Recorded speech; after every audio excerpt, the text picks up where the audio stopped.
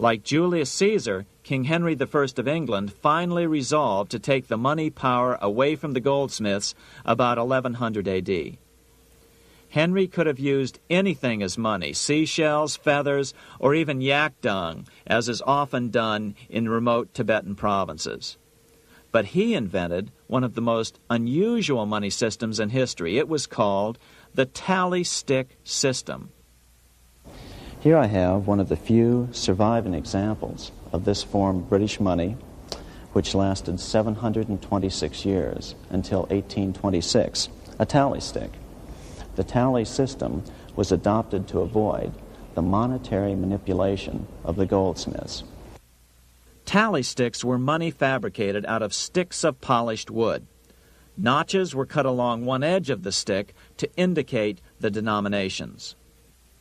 Then the stick was split lengthwise through the notches so that both pieces still had a record of the notches.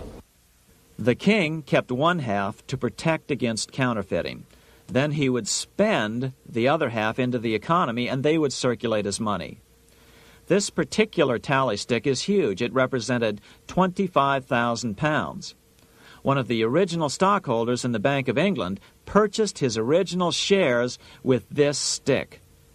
In other words, he bought shares in the world's richest and most powerful corporation with a stick of wood. It's ironic that after its formation in 1694, the Bank of England attacked the tally stick system because it was money outside the power of the money changers, just as King Henry had wanted it to be. Why do people accept sticks of wood for money? That's a great question. Throughout history, people traded anything they thought had value and used as money. You see, the secret is that money is only what people agree on to use as money. What's our paper money today? It's really just paper.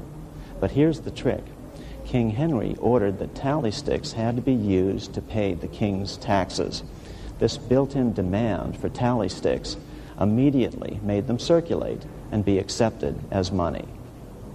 And they worked well.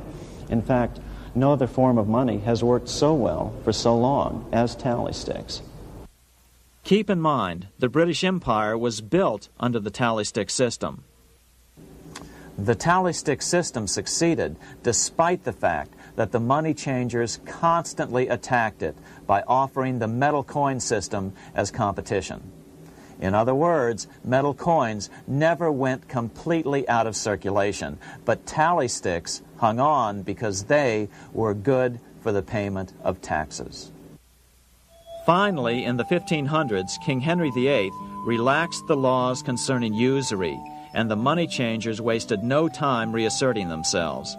They quickly made their gold and silver money plentiful for a few decades. But when Queen Mary took the throne and tightened the usury laws again, the money changers renewed the hoarding of gold and silver coins, forcing the economy to plummet. When Queen Mary's sister, Queen Elizabeth I, took the throne, she was determined to regain control over English money. Her solution was to issue gold and silver coins from the public treasury and take the control over the money supply away from the money changers. Although control over money was not the only cause of the English Revolution in 1642, religious differences fueled the conflict. Monetary policy played a major role. Financed by the money changers, Oliver Cromwell finally overthrew King Charles, purged the Parliament, and put the king to death. The money changers were immediately allowed to consolidate their financial power. The result was that for the next 50 years, the money changers plunged Great Britain into a series of costly wars. They took over a square mile of property in the center of London, known as the City of London. This area today is still known as one of the 3 predominant financial centers of the world. By the end of the 1600s, England was in financial ruin.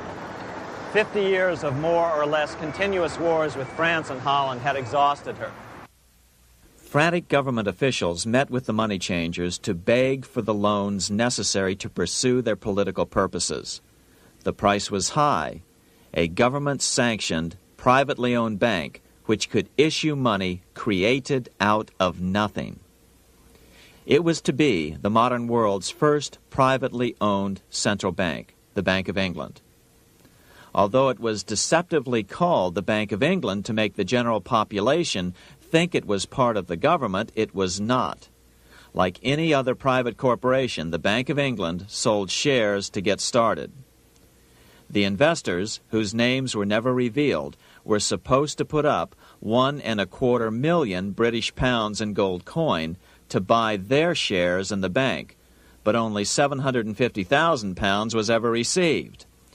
Despite that, the bank was duly chartered in 1694 and started out in the business of loaning out several times the money it supposedly had in reserves, all at interest. In exchange, the new bank would loan British politicians as much of the new currency as they wanted, as long as they secured the debt by direct taxation of the British people.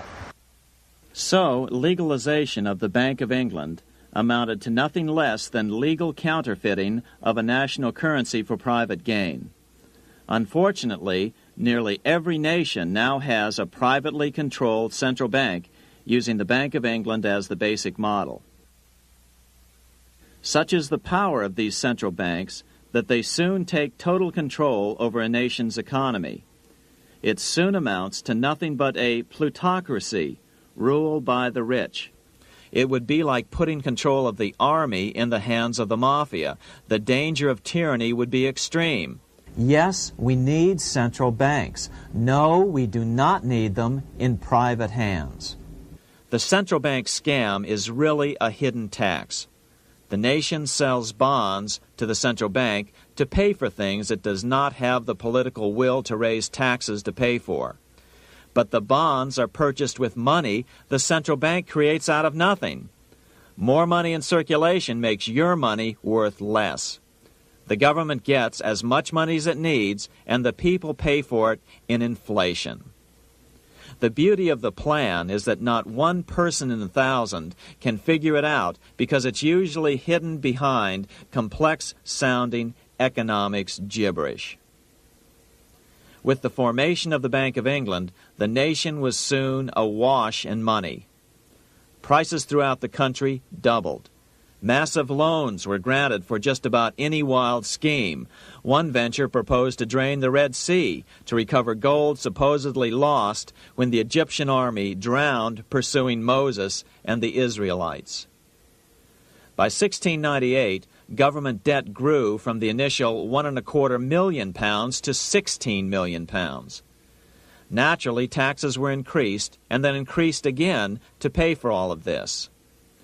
With the British money supply firmly in their grip, the British economy began a wild roller coaster series of booms and depressions, exactly the sort of thing a central bank claims it is determined to prevent.